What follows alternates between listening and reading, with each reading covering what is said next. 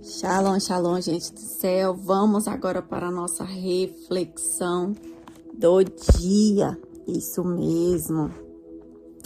Aqui no Salmo 30, que é a restauração vem de Deus. Então, nós vamos ver aqui, né? Esse salmo é um salmo de Davi. E Davi declara, né? Na primeira parte aqui, do 1 ao 3, ele vai se declarar ao Senhor, vai agradecer, vai conclamar, né? Todos nós adoramos a Deus também. Logo depois ele vai falar ali como que Deus age para conosco. E no final, queridos, ele vai dizer, né? Que ele louvará o Senhor por todo o tempo. Então, vamos ver passo a passo e que o Espírito Santo possa estar conosco e ministrar novamente ao meu coração e também ministrar ao seu coração. Lembrando que essa reflexão ela é muito baseada, né, no que está escrito aqui na Bíblia de Estudo King James. Amém? Então, vamos lá. Eu te exalto, ó Senhor, pois que me ergueste e não permitiste que meus inimigos escarnecessem de mim. Senhor meu Deus, a ti clamei por livramento e tu me curaste. Ó Senhor, tiraste-me do fosso da morte, pois antes de descer a cova, devolveste-me a vida. Então, vamos aqui nesses 3 primeiros versículos, né? Nesse capítulo 30, essa expressão original aqui trazida, né, por casa, é a mesma utilizada para templo, gente. Olha que interessante, né? Então, a tradição judaica, ela aponta para a celebração, ainda hoje vigente, o Hanukkah, que é a comemoração da dedicação do altar do templo. Achei interessante porque falou aqui que é como se fosse essa dedicação do templo, que é a sala interior do templo ou lugar santíssimo. Então, fazendo uma alusão a isso, Davi ele consagra com ações de graças. Davi ele consagra seu palácio real ao Senhor e ensina o povo a consagrar suas vidas, gente, e as suas casas ao Senhor. Então, sempre que falar de casa, sempre que falar de templo, a gente pode arremeter para o espaço físico mesmo e também precisamos levar para a nossa vida, né? Nosso templo, o templo do Espírito Santo, que é a nossa vida, o nosso corpo, tá bom? Então, Davi, ele nos convida a isso nesses primeiros versículos. E aí, ele diz assim, ó, pois sem ações de graças, não existe qualquer uso puro e lícito dos bens de Deus. Isso mesmo, dos bens que Deus nos permite possuir por um tempo. E aí, gente, uma coisa que a gente faz muito como cristão, né? A gente gosta de ungir nossa casa, a gente gosta de ungir os nossos bens, a gente consagra ao Senhor. E, gente, olha o que vem falando aqui, né? Nessa parte do estudo sobre essa prática. É muito sério. E aí, vamos ver. Aleluia, glória a Deus. Por isso, ao oferecer as primícias a Deus, reconheciam que estavam oferecendo ao Senhor o excedente do ano inteiro. E essa é a ideia básica do dízimo, melhor compreendida no Novo Testamento. De igual forma, ao consagrar a Deus, olha isso aqui que eu preciso que a gente preste bastante atenção, ó. De igual forma, ao consagrar a Deus suas habitações, físico, espaço físico e também corpo, vida, declaravam-se arrendatários de Deus, confessando-se estrangeiros e que Deus era quem os hospedava e lhes concedia a moradia. Gente, quando a gente aceita Jesus, o que acontece? O Espírito Santo, ele passa a morar dentro da gente. Como ele mora dentro da gente, Então, ele vai começar aquela obra de trabalhar na nossa vida, né? Tirar aquilo que não agrada, tirar aquilo que nos separa dele. Então, essa parte aqui vem falando mesmo de uma reforma, porque quando ele fala de curar, né? Lá no original, buscando lá pro hebraico, a palavra rafá significa curar, mas seu sentido é ainda mais amplo, podendo ser compreendido também como restaurar, recompor. Em algumas aplicações também é como se fosse a reforma de uma casa. E em alguns casos refere-se por um livramento muito importante. Deus respondeu às orações de Davi e o abençoou com cura física, emocional e o livrou de todos os seus inimigos. Por isso, Davi conclama todos os seus fiéis, né? Todos os fiéis ao Senhor, de todas as épocas, a se unirem num brado de louvor. E aqui, um versículo muito, muito conhecido, logo na sequência, que vem falando, né? Pois sua fúria dura um só instante, mas sua misericórdia prolonga-se através da vida.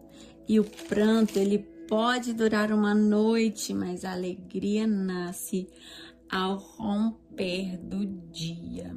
Amém, queridos? Olha que maravilhoso. Davi, ele esteve muito doente, à beira da morte. O Senhor o livrou da morte, o livrou dos seus inimigos. O Senhor tirou das profundezas mesmo. Glória a Deus e aleluia. E logo depois, queridos, aqui tá falando a palavra, né?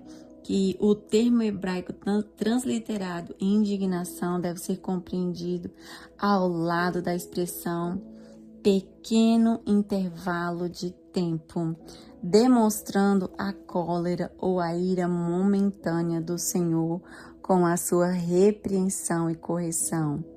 Severa e amorosa e nunca desassociada de sua eterna misericórdia e proteção para com os seus. Né? Para que a gente não veja Deus, ai, que Deus está me destruindo, Deus quer me matar, Deus está fazendo isso comigo. Quantas pessoas, queridos, né? Começa a se voltar contra Deus diante da adversidade. Não, que nós possamos ter esse olhar de que o Senhor, Ele tem uma eterna misericórdia e uma proteção para com os seus. O Novo Testamento tornará mais claro esse conceito de tristeza que produz alegria, lá em 2 Coríntios 4 e João 16. E bem como a correlação entre os problemas agudos, graves, mas passageiros, e o eterno peso de glória, também em 2 Coríntios 4. E literalmente, ao amanhecer, o choro pode chegar para passar uma noite. Não vai ficar, vai passar, amém? E aqui, para finalizarmos, né, queridos, Davi, ele tá falando, ó, em meio à prosperidade eu afirmei, jamais eu serei abalado. Quantas vezes a gente também faz isso? E ele fala que foste tu, ó Senhor, que por tua mercê estabeleceste a minha força como uma montanha inabalável, né? Às vezes até inatingível, que tem montanhas que se a gente tentar subir, a gente corre até risco de morte. Contudo, ao encobrires a tua face, fiquei aterrorizada. Ele tá falando desse momento que ele viveu. E aí você também precisamos refletir sobre isso. Sabe por quê? Quantas vezes, diante da adversidade, às vezes, que adversidade você tá falando, Aline? O que seria isso? Seria aqui, como Davi, uma enfermidade? Pode ser um momento de perseguição que ele também viveu aqui. Pode ser um amigo, uma amiga que te trata com indiferença e não te trata com amor. Uma pessoa que não libera um perdão para você, que não liberou um perdão para você, ou que você não liberou um perdão para a pessoa, que não deveria ser assim. Seja um problema cotidiano, né? Relacionamentos, que temos muitas dificuldades com relacionamentos também. Então, queridos, eu não sei qual é a sua adversidade. Para pensar um pouquinho sobre o seu momento que você está vivendo, como que você está aqui e agora, o que você está sentindo aqui e agora. Faça uma relação com esse salmo, porque Davi, ele achou que ficaria sempre tudo bem, mas a Bíblia fala desses momentos de adversidade, a Bíblia fala também que o dia mau ele vai chegar e nós estamos preparados para esse dia mau, né? Não estamos. Na maioria das vezes não estamos, queridos. Mas como que vamos passar esse dia mau? Confiando no Senhor, clamando ao Senhor, porque Davi ele clamou e ele suplicou por misericórdia. Ele falou com Deus: Deus, que proveito há em minha morte? Que proveito há se eu morrer? Que proveito há? Eu não tenho como te adorar lá. Eu não tenho como clamar pela sua fidelidade. Eu não tenho como adorar, eu não tenho como proclamar a sua fidelidade. Me ouve, tenha misericórdia de mim. Senhor, tu és o meu socorro. E aí, claro, para finalizar, ele fala: converteste o meu pranto em dança, substituísse o meu traje de luto por roupas de alegria, porque é assim que Deus faz. Amém? E por fim, o versículo 12, para que todo o meu ser, corpo, alma e espírito, olha aqui, cante louvores a ti e não se cale. Ó Senhor, Deus meu, ações de graça te dedicarei para todos sempre. Então, que possamos adorar o Senhor, engrandecer ao Senhor, nos lembrar dos feitos do Senhor e nos preparar para o dia mau. Aline, você está falando que eu tenho que me preparar para o dia mau? Nós precisamos nos preparar para o dia mau. Sabe como, queridos? Falando com Ele, adorando a Ele, confiando nele e sabendo que quando o dia mau chegar, Ele também estará conosco. Deus também está com você, comigo no dia mau. Ele cuida de nós, Ele nos ajuda e Ele nos chama para mais intimidade com Ele nesse dia. Amém, queridos? Até mais!